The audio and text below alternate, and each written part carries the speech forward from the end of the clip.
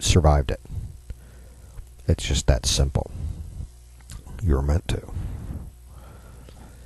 But sometimes, folks, those problems that we can't find the solution to on our own, by ourselves, that doesn't mean that we don't have what we need. It just means that we can't do it alone. Sometimes that thing that we need is a person, is somebody else who sees things a little bit differently or has slightly different abilities, who happens to be a friend. So you have that friend in your life, or that brother, or that sister, or that mother, or that father, or that son, or that daughter, or cousin. And that's the thing that you need.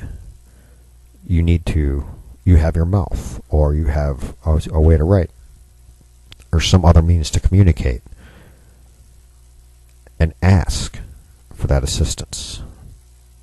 And even if they say no, you haven't lost anything. There's got to be somebody else.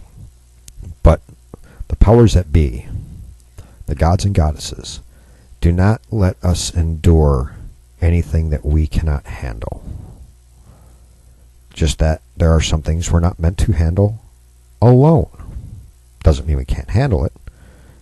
Just means that we need to know how to open our mouths and ask for help. And those bouts of depression, those dark times, are the times when you need to ask for help. And sometimes people don't know how to ask for help. So if you recognize the signs, the warning signs of severe depression or suicidal thoughts or suicidal tendencies, then the people are communicating, just not effectively. But if you know how to read those signs, you're receiving the message. They're asking for help. You need to give it to them. And you may not be equipped to actually give the long-term help that they need, but you can intervene and stop them from harming themselves. You remove whatever it is from that plan. You ask them what their plan is. When they tell you that their plan is, I'm going to hang myself with a noose in the middle of my living room, well, you go in there and you look to see if there's somewhere where a rope will hang. If there isn't, then you have to ask them where that is, find out where the rope is, etc., etc.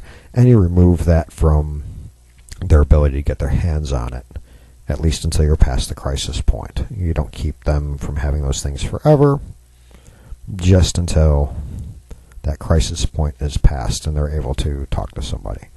If they're the type of person who's planning on swallowing a bunch of pills, you might want to remove the pills. Now, if they're pills that they need to take routinely, like every 4 to 6 hours or what have you, then you ration them out as they need the pills per the prescription. You just don't let them swallow them all at once, you know. If they're going to use any other means, you just remove that means from them temporarily. Because I can tell you something else, folks. If somebody is suicidal and they plan on putting their head in a guillotine and pulling a string, and they don't own a guillotine, well, first of all, you're going to look at them like, not a very good plan, is it? You're pulling my leg, right? But let's say they do. You're going to remove the guillotine. You're not going to leave the guillotine there and take away their guns instead. They're not planning on using them. Wasn't part of their plan. You don't want to leave them undefended. You don't want to save their life from their own ill thoughts, their own little dark moments, to leave them victim to somebody else's evil and violence, because that is being evil right along with the evil that harms them. So that's the big question from the Second Amendment standpoint, is just because somebody's hurting and in pain temporarily, does that mean that some hospital worker, some mental health worker, or some frickin' social worker has the right to unilaterally decide, oh, you had dark thoughts, you're not allowed to have guns anymore? Give me a break. Everybody has dark thoughts. Not everybody acts on them. And that's a plain, simple truth of being human. Everybody kind of, from time to time, wonders what the world would be like without them. If they were suddenly gone, would they be missed? That doesn't mean they're going to harm themselves. I certainly couldn't do it. I'm too much of a survivor. I believe it's better to live for a cause than to die for one. So that's kind of where I come from on that. But anyway, folks, to get back to topic, you mourn, if you feel you have to, mourn the suicide of Robin Williams. Let his tragedy bring some awareness back to the dark topic of suicide. But remember this: 22 veterans a day commit suicide. 22. Used to be 18 back in 2010, 2011. The 2012 estimate is 22. There should be one coming out later this year for the 2014 estimate.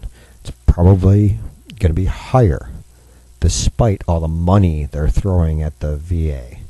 $17 billion more dollars so that they can go on conferences to learn how to dance instead of actually doing their jobs.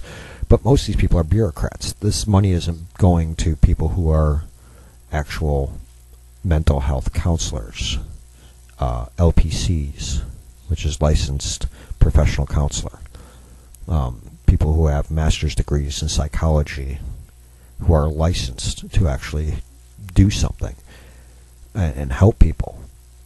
That's not where the money's going. The money's going to bureaucrats, many of which barely have a high school education, some of them which may have an associate's degree or a bachelor's degree.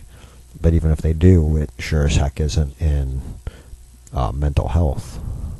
It's in paper pushing and being a member of the SEIU and paying union dues, and after 2 years being in a job that you can't get fired from unless you get thrown in jail, and then maybe. So that's where that $17 billion is going. It sure as heck is not going to help our veterans, because I've been throwing money at the problem for years. And I'm sorry, you throw money at a problem all day long. It takes work. It takes effort. You know, it takes work and effort to earn money. Well, it takes work and effort to take care of our veterans. And it takes our veterans to take care of each other. One of the things that Boone Cutler, who I mentioned earlier, he's come up with something called the Spartan Pledge, talking about being a war fighter and standing up for each other, and finding those of you who are no longer actively in service, find a battle buddy, find a fellow veteran, and be that person. So if something starts going wrong, you start feeling like your times are down and not knowing if you can handle it, that's the person you pick up the phone and you tell that person, hey, I'm going through these problems, I don't know if I can handle it. If you have your battle buddy call you up and say those words to you, the response better be, you can handle it, you just ain't figured out how yet, so let's figure out how. Let's figure out what we can do. Let's figure out who else we can talk to, who we can go to find an answer if we don't have it ourselves. There's a solution out there. So I've got your side, buddy. I'm next to you. Let's go fight this fight together. And that fight is survival. That fight is the fight to see tomorrow and get past those dark times and get back onto the life that you enjoy. The good times come, folks. Those are the times that you live for. You live to get through the hard times, to enjoy the good times. And you know what? Sometimes getting through those hard times is a reward in and of itself.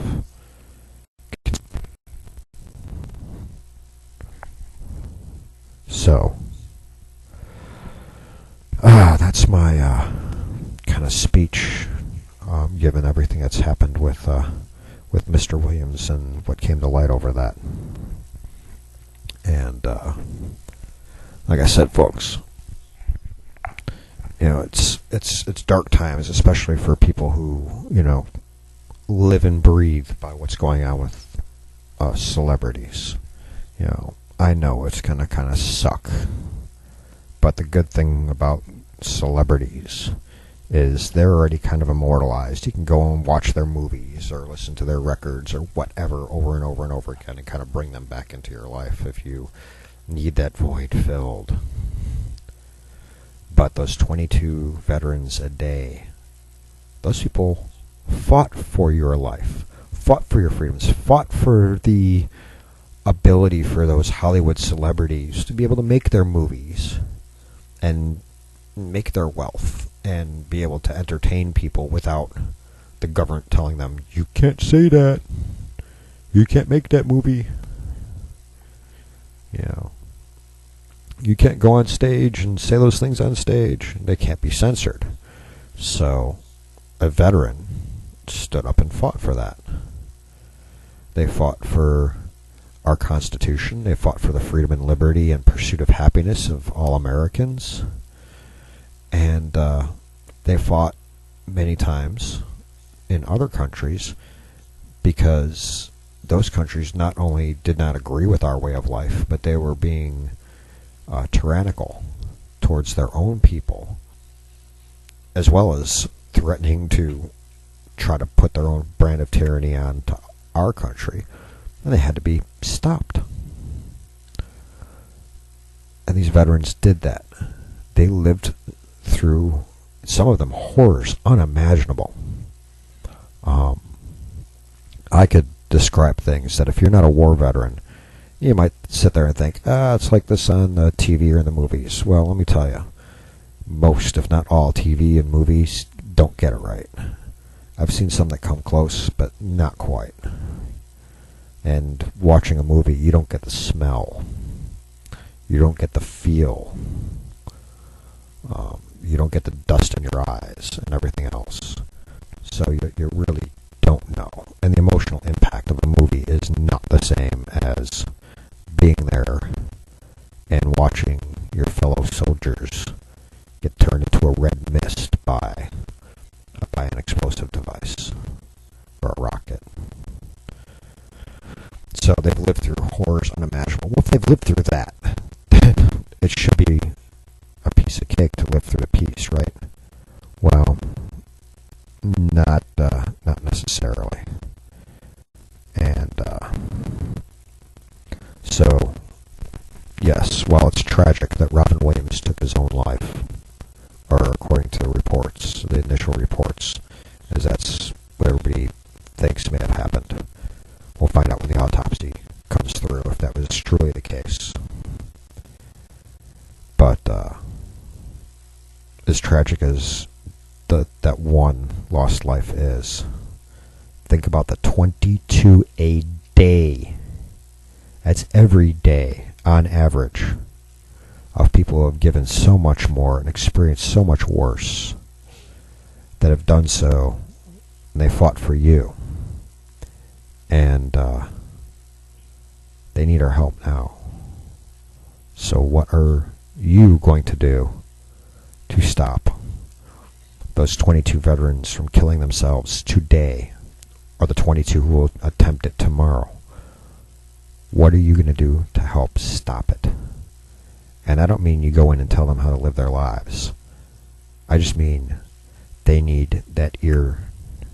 They need that somebody to tell them it's okay. They need that person who can say, let's find a solution to whatever the hell it is.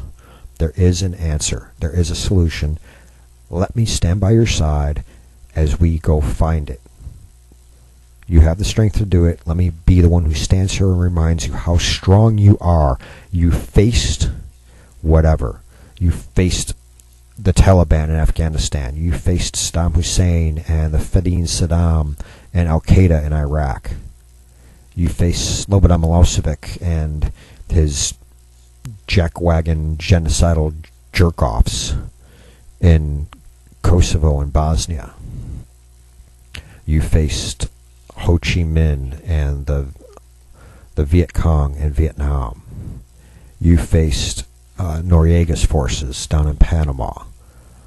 Whatever conflict it was, you faced it. You faced much worse than this. Snap your flippin' head out of it, and let me be right here to remind you what you've been through already is nothing compared to this. You're just confused, which is understandable. So let's find the solution. I'm right here by your side, buddy. Let's go do this. Ain't nothing but a thing. Who's going to do that? I will do that. And I have friends that already do. We talk to each other regularly. Who is going to be the hero for our heroes? Who out there is willing to step up and be the hero that our heroes need? Or any one hero, not for all of them. Just find one. Who's willing to do that? Who's with me? Come on, guys. Robin Williams is dead. There's nothing we can do about that now. I'm worried about the 22 veterans today, the 22 tomorrow, the 22 the next day. On average, this is. That are going to do the same. They need our help. There's nothing we can do about those that have already gone. What are we going to do about those that haven't yet, other than try to stop them, keep them from adding to the statistic? Well, I know this is kind of a somber, sad, and serious show, folks, and one that wasn't too riddled with world and national and state level news, or even a lot of snark and comments and comedy and poking satirical fun at some of the lunacy that goes on within our government at various levels. But we had a serious topic to talk about here, folks, and that's my serious plea, my heartfelt plea to you all, is go ahead and mourn Robin Williams' death, but do something to help our heroes, those 22 veterans a day who seek a final solution to a temporary problem. And with that, folks, I'm going to say have a good morning and hope the rest of your week looks better. Get on up, be productive, go forth, do great things, and enjoy the rest of your week. This has been the Mouth of Matuszak show for today, August 12th, 2014. I am Paul-Gregory Matuszak, and if somebody wants to call in tomorrow and maybe talk about what ideas they have for this problem, I'd love to have you on the show. So give a call, 520-226-8567. We'll see you back here tomorrow, folks. You have a great day. Bye-bye.